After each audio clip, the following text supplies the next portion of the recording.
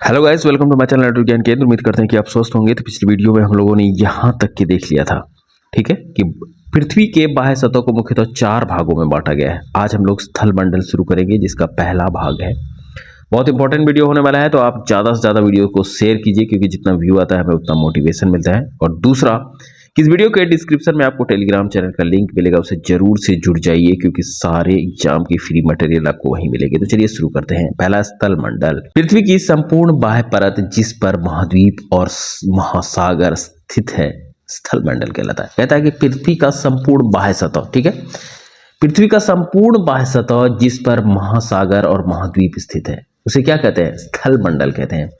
पृथ्वी के कुल 29% भाग पर स्थल एवं 71% भाग पर क्या है? जल है। आपसे क्वेश्चन पूछा जाएगा कि पृथ्वी के कितने प्रतिशत भाग पर जल है, तो आपका आंसर होगा 71% भाग पर जल है। क्वेश्चन पूछा जाएगा कि पृथ्वी के कितने प्रतिशत भाग पर स्थल है, तो पृथ्वी के 29% भाग पर स्थल है। याद रखिएगा, पृथ्वी के भू क्षेत्रफल व जल का क्षेत्रफल का अनुपात, भू क्षेत्रफल और जल क्षेत्रफल का अनुपात कितना है? 3:7 है। ये भी आपको याद रखना है। अगला है, पृथ्वी के उत्तरी गोलार्ध में 61% और दक्षिणी गोलार्ध में 81% क्षेत्रफल में जल का साम्राज्य है। कहने का मतलब है कि उत्तरी गोलार्ध जो है, आपको बता दिए थे उत्तरी और दक्षिणी गोलार्ध। उत्तरी गोलार्ध में कितना प्रतिशत में जल है? 61% में जल है। तो आपको ध्यान रखिएगा, अगर आपको क्वेश्चन पूछा जाए कि पृथ्वी के उत्तरी गोलार्ध का कितना प्रतिशत जल से आच्छादित है, तो 61% जल से है। वहीं अगर दक्षिणी गोलार्ध का पूछा जाएगा तो 81% क्या है? क्षेत्रफल जल से भरा हुआ है। आपको ये भी क्वेश्चन पूछ सकता है कि उत्तरी और दक्षिणी गोलार्ध में किस गोलार्ध में जल का प्रतिशत ज्यादा है, तो आपका आंसर क्या होगा? दक्षिणी गोलार्ध में जल का प्रतिशत क्या है? ज्यादा है। आगे है, पृथ्वी पर अधिकतम ऊंचाई, पृथ्वी पर सबसे ऊंचाई वाला स्थान कौन सा है, तो माउंट एवरेस्ट है। एवं अधिकतम गहराई, सबसे ऊंचा और सबसे गहरा, सबसे ऊंचा माउंट एवरेस्ट है, तो सबसे नीचे क्या है? मेरियाना गर्त। और ये मेरियाना ट्रेंच है कहाँ पे? प्रशांत महासागर में। याद रखिएगा। इस प्रकार पृथ्वी की अधिकतम ऊंचाई एवं अधिकतम गहराई में लगभग 20 किलोमीटर का अंतर है। 200 मीटर है तो लगभग कितना है? 20 किलोमीटर है। ये सब तरह का क्वेश्चन बनेगा तो लोग चकरा जाएंगे। आप याद रखिएगा कि सबसे ऊंचा और सबसे नीचा में कितना का अंतर है? 20 किलोमीटर का अंतर है। पृथ्वी की अधिकतम ऊंचाई एवं अधिकतम गहराई में लगभग 20 किलोमीटर का अंतर है। कितना का अंतर है? 20 किलोमीटर का अंतर है। स्थल मंडल महाद्वीपों क्षेत्रों में अधिक मोटी और महासागरीय क्षेत्रों में अपेक्षाकृत पतली है। ये जो स्थल मंडल है, ये मोटा कहाँ है, अधिक मोटा कहाँ है, तो महाद्वीपीय क्षेत्र में। और पतला कहाँ है, तो महासागरीय क्षेत्र में। याद रखिएगा। आगे है रॉक। रॉक के बारे में हम लोग पढ़ेंगे। पृथ्वी की सतह के कठोर भाग को चट्टान कहते हैं। पृथ्वी की सतह के कठोर भाग को हम लोग क्या कहते हैं? चट्टान कहते हैं, जो पृथ्वी की बाहरी परत की संरचना की मूलभूत इकाई है। जो कि क्या है? पृथ्वी के बाहरी परत की संरचना की मूलभूत इकाई है। अब है, उत्पत्ति के आधार पर यह 3 प्रकार का है। उत्पत्ति के आधार पर यह कितने प्रकार का है? तो 3 प्रकार का है। याद रखिएगा। पहला अग्नेय हो जाएगा, फिर अपसादी हो जाएगा, और फिर क्या हो जाएगा? कायांतरित हो जाएगा। ठीक है, तो अब हम लोग पहला कौन सा पढ़ने वाले हैं? अग्नेय चट्टान, जिसे इग्निशियस रॉक भी कहते हैं। बहुत इंपॉर्टेंट, ये काफी इंपॉर्टेंट है टॉपिक, तो ध्यान से आप देखिएगा। क्या कह रहा है इग्निशियस चट्टान में? यह मैग्मा एवं लावा के जमने से बनती है। पहला क्वेश्चन आपको यही बन जाएगा कि इनमें से कौन सा चट्टान मैग्मा और लावा के जमने से बनती है, तो आपका आंसर होगा अग्नेय चट्टान। दूसरा क्वेश्चन कि अग्नेय चट्टान कैसे बनती है, या अग्नेय चट्टान का निर्माण कैसे होता है, तो आपका ऑप्शन होगा यह मैग्मा या लावा के जमने से बनती है। जैसे, और उदाहरण के साथ आपको याद रखना है, जैसे ग्रेनाइट, बेसाल्ट, पेग्माटाइट, डायोराइट, ग्रेबो आदि। आपको ऑप्शन दे देगा ये सब एग्जाम्पल, और पूछेगा ये किस प्रकार के चट्टान का उदाहरण है, तो आपको दे देना है अग्नेय चट्टान का उदाहरण है। अग्नेय चट्टान स्थूल परिवर्तित, कठोर संघनन एवं जीवाश्म रहित होते हैं। ये क्वेश्चन भी बन चुका है कि इसमें से कौन सा चट्टान जो है ना, वो जीवाश्म रहित है। तो कौन सा चट्टान जीवाश्म रहित है? आग्नेय चट्टान। याद रखिएगा, आग्नेय चट्टान क्या है? जीवाश्म रहित चट्टान है। आर्थिक रूप से यह बहुत ही संपन्न चट्टान है। आग्नेय चट्टान जो है, यह आर्थिक रूप से काफी संपन्न चट्टान है। क्यों संपन्न चट्टान है आखिर? इसमें चुंबकीय लोहा, निकल, तांबा, सीसा, जस्ता, क्रोमाइट, मैग्नीज, सोना, प्लेटिनम आदि पाए जाते हैं। इसमें क्या सब पाया जाता है? ध्यान रखिएगा, निकल पाया जाता है, तांबा, सीसा, जस्ता, क्रोमाइट, मैग्नीज, सोना, प्लेटिनम, ये सब पाया जाता है। देखिए हम जो लूसेंट आपको पढ़वाते हैं तो वो इसका यहाँ पे देखिए इसका सोर्स क्या है, एनसीईआरटी। तो ये भी एनसीईआरटी से ही लिया हुआ है, इसलिए निश्चिंत होकर फॉलो कीजिए और 100% आपको सफलता मिलेगा। देखिए आगे क्या कह रहा है कि बेसाल्ट में लोहे की मात्रा सर्वाधिक होती है। बेसाल्ट चट्टान में क्या होता है, लोहे की मात्रा सर्वाधिक होती है। इस चट्टान से काली मिट्टी का निर्माण होता है। आपसे क्वेश्चन पूछेगा कि बेसाल्ट में कौन सा तत्व सर्वाधिक होता है, तो लोहा सर्वाधिक होता है। पूछा जाएगा कि इस चट्टान से किस प्रकार की मिट्टी का निर्माण होता है, तो काली मिट्टी का निर्माण होता है। दूसरा देखिए पेग्माटाइट। पेग्माटाइट क्या है, कोडरमा झारखंड में पाया जाने वाला यह अभ्रक वाला अभ्रक इन्हीं सेलों में मिलता है। कोडरमा, ये जो है कोडरमा, ये याद रखिएगा कोडरमा कहाँ पे है, तो झारखंड में है। इसमें क्या पाया जाता है, तो अभ्रक पाया जाता है, ध्यान में रखिएगा। अग्नेय चट्टानी पिंड, इग्निशियस रॉक बॉडीज, क्या कह रहा है, मैग्मा के ठंडा होकर, क्या कह रहा है, मैग्मा के ठंडा होकर ठोस रूप धारण करने के विभिन्न प्रकार के अग्नेय चट्टान पिंड बनते हैं। जब मैग्मा ठंडा हो जाता है, ठोस हो जाता है ना, तो विभिन्न प्रकार का अग्नेय चट्टान बन जाता है। इनका नामकरण इनके आकार, रूप, स्थिति तथा आसपास पाई जाने वाली चट्टानों के आधार पर किया जाता है। इनका नामकरण कैसे होता है, आकार पे, रूप पर, स्थिति पर और आसपास में पाई जाने वाली चट्टानों के आधार पर होता है। अधिकांश चट्टानी पिंड अंतर्वेदी आग्नेय चट्टान से बनती हैं। ठीक है, आपको ये वाला टॉपिक, ये वाला जो बॉक्स है ना, इसको भी याद रखिएगा। कभी कभी पूछ देता है कि ग्रेनाइट चट्टान जो है वो रूपांतरित होकर क्या बन जाएगा, नीस बन जाएगा। साइनाइट क्या बन जाएगा, साइनाइट नीस बन जाएगा, साइनाइट नीस बन जाएगा। गेब्रो क्या बन जाएगा, सरपेंटाइन बन जाएगा। उसी तरह बेसाल्ट सिस्ट बन जाएगा। तो इस तरह का क्वेश्चन अगर बना तो ये टफ लेवल का क्वेश्चन हुआ, और आप जब इसको रट के जाएंगे तो आप दूसरों से एक कदम आगे निकल जाएंगे। आगे है बैथोलित, ठीक है, ये सब भी याद रखिए, अग्नेय पिंड, चट्टान, बैथोलित, ये सब पूछा जाता है। यह सबसे बड़ा अग्नेय चट्टानी पिंड है। आपको पूछा जाएगा कि बैथोलित क्या है, तो बैथोलित क्या है, सबसे बड़ा आग्नेय चट्टानी पिंड है जो अंतर्वेदी चट्टानों से बनता है। ये किससे बनता है, अंतर्वेदी चट्टानों से बनता है। यह एक पातालीय पिंड है। यह क्या है, एक पातालीय पिंड है। यह एक बड़े गुंबद के आकार का होता है। यह कैसा होता है, एक बड़ा गुंबद के आकार का होता है, याद रखिएगा, जिसके किनारे खड़े होते हैं। इसका किनारा कैसा होता है, खड़ा होता है। इसका ऊपरी तल विषम होता है, इसका ऊपरी तल विषम होता है। यह मूलतः ग्रेनाइट से बनता है। किससे बनता है, ग्रेनाइट से। संयुक्त राज्य अमेरिका का इदाहो बैथोलित 40,000 वर्ग किलोमीटर से अधिक विस्तृत है। ये क्या है, 40,000 किलोमीटर में भी अधिक फैला हुआ। कहाँ पे, अमेरिका में फैला। कनाडा का कोस्ट रेंज बैथोलित इदाहो से भी बड़ा है। कनाडा में जो कोस्ट बैथोलित है ना, वो अमेरिका से भी बड़ा है।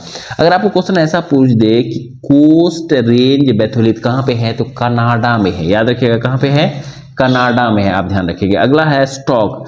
छोटे आकार के बैथोलित को स्टॉक कहते हैं। जो छोटे आकार का बैथोलित होता है उसको क्या कहते हैं, स्टॉक कहते हैं। इसका ऊपरी भाग गोलाकार गुंबदानुमा होता है। स्टॉक का विस्तार 100 किलोमीटर से कम होता है। स्टॉक का विस्तार क्या होता है, 100 किलोमीटर से कम होता है। आपको अगर पूछ देगा कि गुंबदानुमा चट्टान कौन सा होता है, तो उसको क्या कहते हैं, या उसका नाम क्या है, तो उसको क्या कहते हैं, स्टॉक कहते हैं। यार आगे देखिए लेकोलिथ। लेकोलिथ क्या है, जब मैग्मा ऊपर की परत को जोर से ऊपर को उठाता है और गुंबदाकार रूप में जम जाता है, तो इसे लेकोलिथ कहते हैं। ये क्या होता है, जब देखिए, जब मैग्मा ऊपर की परत को जोर से उठाएगा, ऊपर का जो परत रहता है उसको जोर से उठाएगा और गुंबद के रूप में जम जाता है। कैसे जम जाएगा, गुंबद के रूप में जम जाएगा, तो इसे क्या कहेंगे, लेकोलिथ कहेंगे, जब वो गुंबद के रूप में जम जाएगा। मैग्मा के तेजी से ऊपर उठने के कारण यह गुंबदाकार ठोस पिंड छतरी नुमा दिखाई देने लगता है। ये ठोस पिंड कैसे दिखाई देने लगता है, छतरी नुमा दिखाई देने लगता है। उत्तरी अमेरिका के पश्चिमी भाग में लेकोलिथ के कई उदाहरण मिलते हैं। ठीक है, ये देखिए, ये सब जो है, ये सब लेकोलिथ और बैकोलिथ, ये सब पूछा जाता है, तो ये याद रखिएगा कि किस तरह से बनता है। ठीक है, अब है लेपोलिथ।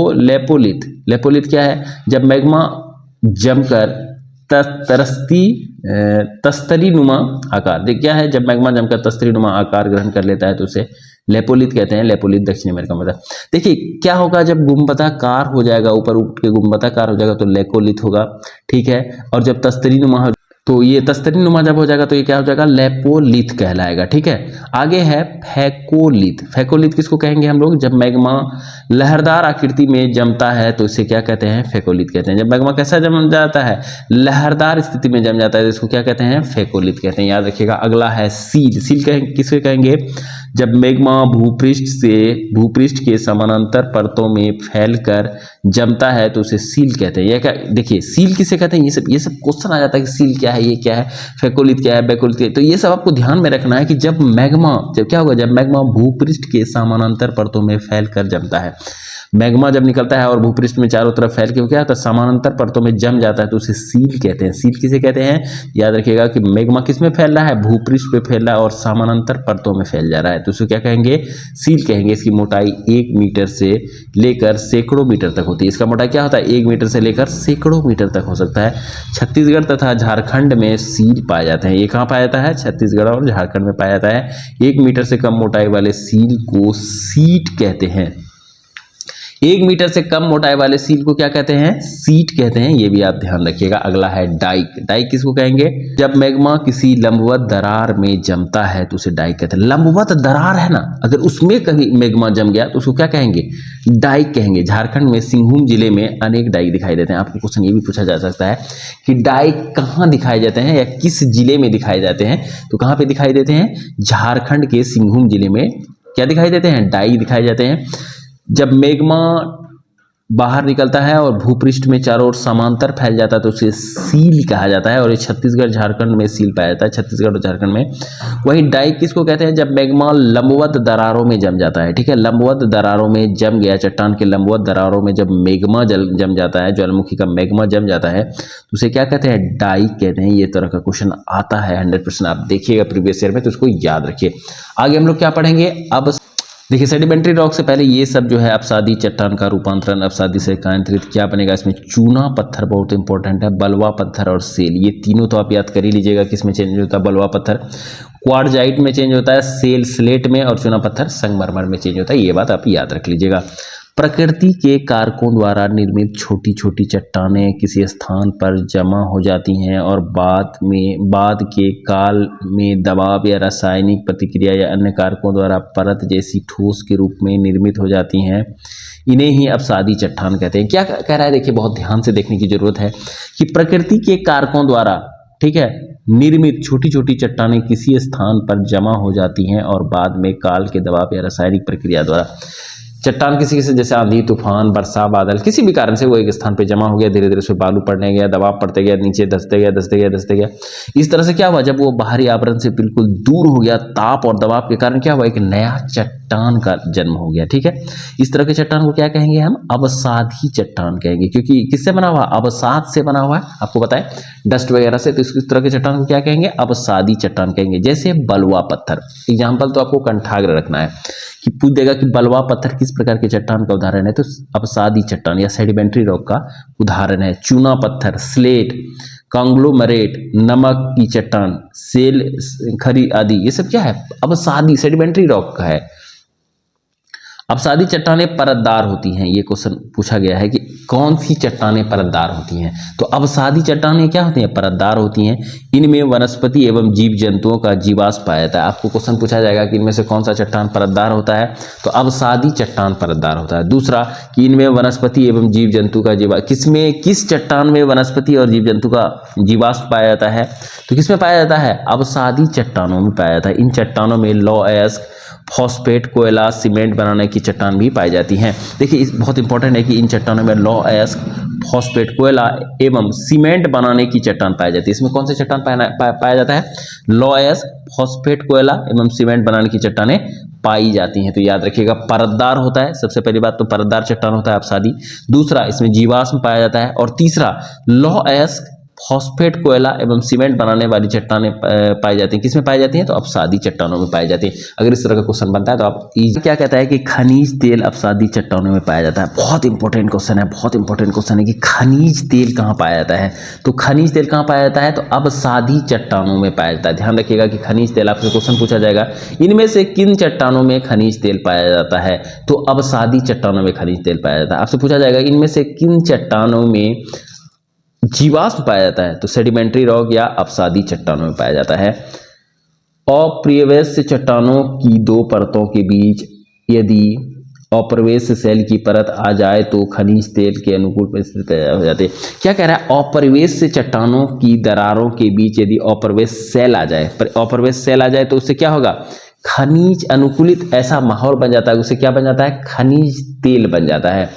दामोदर महानदी गोदावरी नदी बेसिनों में अवसादी चट्टानों के कोयला पाया जाता है, कोयला पाया जाता है। क्या कह रहा है कि दामोदर महानदी और गोदावरी नदी का जो बेसिन है ना, उसका जो अवसाद, उसमें अवसादी चट्टानों में कोयला पाया जाता है। ठीक है, इन तीनों नदी का जो बेसिन की अवसादी चट्टान, उसमें क्या पाया जाता है, कोयला पाया जाता है। आगरा का किला, दिल्ली का लाल किला बलुआ पत्थर नामक अवसादी चट्टानों से बना है। आपको क्वेश्चन पूछा दिया जाएगा, दिल्ली का लाल किला किस प्रकार के चट्टान से मिलकर बना हुआ है, वहां बलुआ पत्थर नहीं देगा तो क्या देंगे, सेडिमेंट्री मार देंगे, और अगर बलुआ पत्थर देगा तो बलुआ पत्थर मार देंगे। ठीक है, आगरा का किला भी किससे बनकर बना हुआ है, बलुआ पत्थर से मिला हुआ है। तो आगे जो है वो कायांतरित चट्टान, मेटामॉर्फिक रॉक, क्या कह रहा है देखिए, ताप दाब एवं रासायनिक क्रियाओं के कारण अग्नेय एवं अवसादी चट्टानों के से कायांतरित चट्टान का निर्माण होता है। क्वेश्चन पूछा जाता है कई बार कि कौन सी भौतिक कारकों के द्वारा अग्नेय और अवसादी चट्टानों का रूपांतरण कायांतरित चट्टान में होता है। तो वो कौन सा कारक है, देखिए ताप है, दाब है और रासायनिक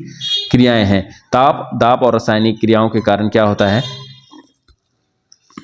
ताप दाब और रासायनिक क्रियाओं के कारण क्या होता है कि अग्नेय और अवसादी चट्टान किसमें कन्वर्ट हो जाती हैं, कायांतरित चट्टानों में कन्वर्ट हो जाती हैं। ये बात आप ध्यान रखिएगा। देखिए आगे क्या कह रहा है, ज्वालामुखी, आगे वाला टॉपिक है ज्वालामुखी, वॉल्केनो जिससे कहते हैं, इसे पीआरटी में एक बार क्वेश्चन में आ गया था। तो ये सब जो टॉपिक करवा रहे हैं बहुत इंपॉर्टेंट है, ध्यान से देखिए। ज्वालामुखी वॉल्केनो भूपटल पर वह प्राकृतिक छेदा या दरार है जिससे होकर पृथ्वी का पिघला हुआ पदार्थ, लावा, राख, भाप, अन्य गैसें बाहर निकलती हैं। क्या है, यह भूपटल पर वह प्राकृतिक छेद या दरार है, यह प्राकृतिक छेद या दरार है जिससे क्या होता है, जिससे होकर पृथ्वी का पिघला पदार्थ, पृथ्वी का जो पिघला पदार्थ, पृथ्वी के अंदर जो पिघला पदार्थ है जैसे लावा, राख, भाप, अन्य गैसें बाहर निकलती है। ध्यान में रखिएगा कि पृथ्वी का पिघला पदार्थ जब बाहर निकलेगा तो वह कुछ और नहीं बल्कि वॉल्केनो या ज्वालामुखी है।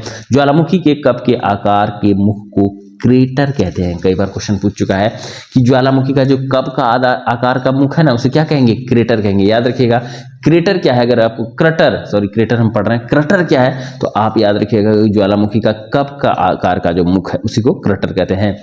बाहर हवा में उड़ा हुआ लावा शीघ्र ही ठंडा होकर छोटे ठोस टुकड़ों में बदल जाता है। बाहर जो हवा निकलता है वो क्या होता है, बाहर जो लावा निकलता है ना, हवा में शीघ्र ही ठंडा हो जाता है वो, और वो क्या हो जाता है, ठोस टुकड़ों में बदल जाता है जिसे सिंडर कहते हैं। याद रखिएगा कि बाहर में उड़ा हुआ लावा शीघ्र ठंडा हो जाएगा, हवा बाहर जैसे अंदर से जो लावा बहुत उड़ता हुआ लावा था वो बाहर निकला, ठंडा हो गया और छोटा छोटा टुकड़ा में बदल गया, जिसको हम लोग क्या कहेंगे, सिंडर कहेंगे। उद्गार से निकलने वाली गैसों में वाष्प का प्रतिशत सर्वाधिक होता है। देखिए इस तरह का क्वेश्चन बहुत पूछा जाता है कि सर्वाधिक मात्रा क्या होता है, जैसे बायोगैस में सर्वाधिक मुख्य घटक क्या है, तो इस तरह ये भी पूछ सकता है कि उद्गार में निकलने वाले गैसों में सबसे ज्यादा मात्रा किसका होता है, जलवाष्प का होता है। याद रखिएगा वाष्प का, गैसों में वाष्प का, निकलने वाली गैसों में वाष्प का प्रतिशत सर्वाधिक होता है। आपको अगर क्वेश्चन पूछ दे कि उद्गार में जो निकलता है उसमें सबसे ज्यादा प्रतिशत किसका है, तो वाष्प का है। याद रखिएगा पेले रसू एस की उत्पत्ति ज्वालामुखी के उद्गार के समय ही होता है। ये देखिए पेले रसू एस की उत्पत्ति कब होता है, ज्वालामुखी उद्गार के समय होता है। उद्गार अवधि के अनुसार ज्वालामुखी 3 प्रकार के होते हैं। उद्गार अवधि के अनुसार, उद्गार अवधि मतलब उगने का, ज्वालामुखी निकलने के आधार पर ज्वालामुखी को 3 भागों में बांटा गया है। वो 3 भाग कौन सा है, एक्टिव वोल्केनो सक्रिय ज्वालामुखी, दूसरा है डोरमेंट, दिखाई दे रहा होगा आपको, प्रसुप्त ज्वालामुखी डोरमेंट वोल्केनो, और तीसरा है शांत ज्वालामुखी जिसे क्या कहते हैं, एक्सटिंक्ट वोल्केनो। तो आज हम लोग ये सक्रिय ज्वालामुखी पढ़ेंगे और उसके बाद छोड़ देंगे। देखिए सक्रिय ज्वालामुखी एक्टिव वोल्केनो क्या है, इसमें अक्सर उद्गार होता रहता है। सक्रिय नाम से ही समझ में आ रहा है क्या है कि वो सक्रिय है, मतलब बहुत एक्टिव है, उसमें बार बार आता रहेगा। वर्तमान समय में विश्व में सक्रिय ज्वालामुखियों की संख्या 500 है। वर्तमान में कितना है, 500 है। इनमें से प्रमुख इटली का एटना, ये सब क्वेश्चन पूछा जाता है कि एटना जो है वो कहाँ का ज्वालामुखी है, तो इटली का है। याद रखिएगा स्ट्रोलोम्बी, ठीक है, इटली का एटना और स्ट्रोलोम्बी, एटना और स्ट्रोलोम्बी कहाँ किस देश से संबंधित है, तो इटली से संबंधित है। इस तरह का क्वेश्चन भी बन सकता है। मैक्सिको उत्तरी अमेरिका में स्थित कोलिमा ज्वालामुखी बहुत ही सक्रिय ज्वालामुखी है। कहाँ पे, देखिए मैक्सिको उत्तरी अमेरिका, मैक्सिको कहाँ है, तो पहला क्वेश्चन उत्तरी अमेरिका में स्थित जो कोलिमा है, कोलिमा ज्वालामुखी अगर आपसे पूछ दे कहाँ पे है, तो मैक्सिको में है। कोलिमा ज्वालामुखी कहाँ है, मैक्सिको में है, बहुत ही सक्रिय है।